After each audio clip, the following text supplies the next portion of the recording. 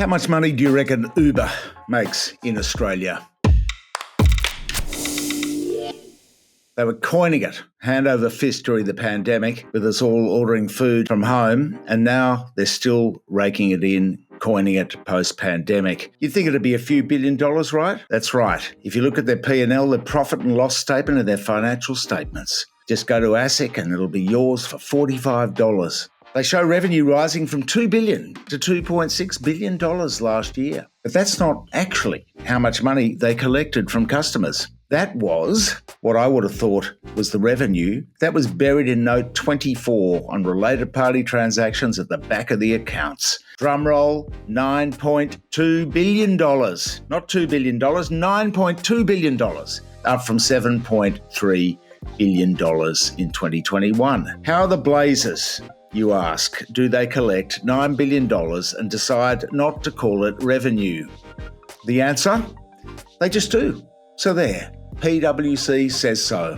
They are the auditors, and they gave them the tax advice, and they say it's okay. It could be any of the big four, but yes, the auditor of Uber is PwC. And as we know from the PwC scandal, PwC was selling confidential information on the impending tax laws while it was advising government. It was flogging this, selling state secrets to the likes of Google and Uber so that they could dud the country in which they operate and pay no tax.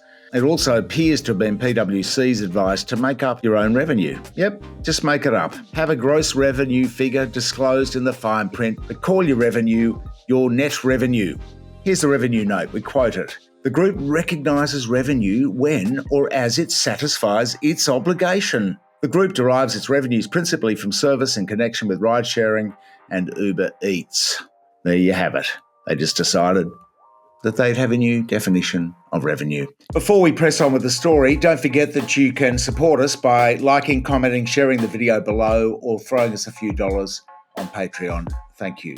Google does it too. As predicted here last year, Google Australia has gone back to paying belly button lint in income tax, virtually nothing. This shabby performance, despite payments from Australian customers surging to a record $8.4 billion last year. Google doesn't recognise that $8.4 billion.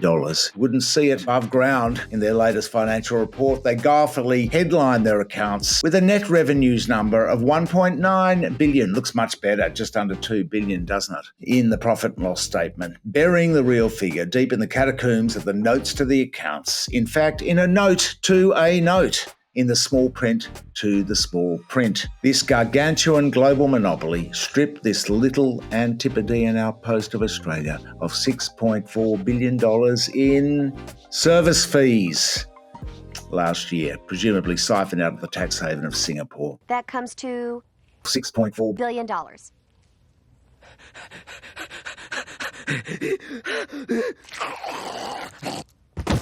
Now, for its part, Uber managed to rip out $1.1 billion in service fees and $7.5 billion in payment on behalf by related companies. Whatever that means, doesn't sound like it makes sense, does it?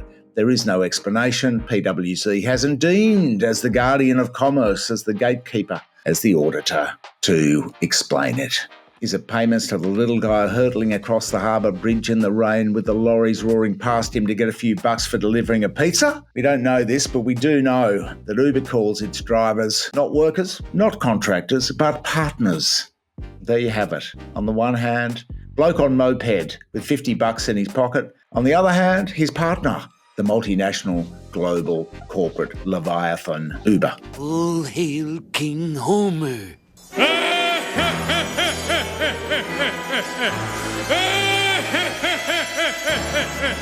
But what about PwC itself? Well, we don't know much about them because they're very murky. They have a partnership structure, so they don't have to produce financial accounts.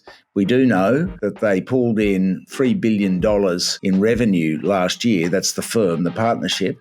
We also know that they publish accounts for a regional consulting business. It's a public company. It's called PricewaterhouseCoopers ASEAN's Consulting. Now, this company's income rose last year from $944 million to $1.1 billion, and they managed to wipe that out, that $1.2 billion in consulting fees, by charging the company $851 million in professional expenses. There's no doubt about it. They are pros indeed.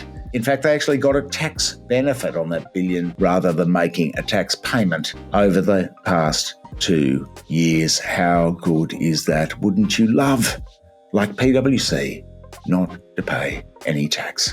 They'll take an almighty hit, mind you, this year, of course, because they flogged their $300 million in federal consulting work to a private equity mob for just $1. After PwC Global, the big daddies from overseas, told them to get rid of this consulting business, to stop the bleeding, save the brand, save the global PwC brand, just get out of it. The other big four will probably pick up more in government work, adding to PwC's misery. The point overall, though, of this video is that there's a lot of money swishing about out there, particularly in multinational fossil fuel companies right now, which we haven't covered here. We've just covered Google, Uber, and PwC.